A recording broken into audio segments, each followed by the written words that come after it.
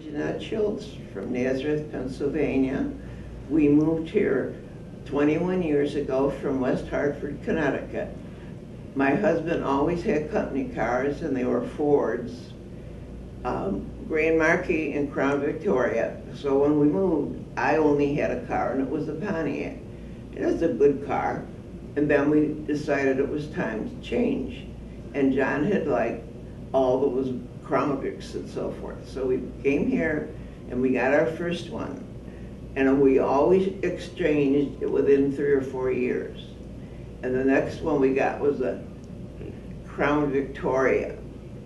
And after a few years, another Crown Victoria.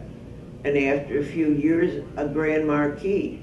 And 6 years ago, we started leasing Ford Fusions. And this, I'm on my third one, and it was handy right here in town. We didn't know the people were going to be so nice, but we've never had a bad experience. And if something was wrong with the car, it always got serviced immediately and very nicely.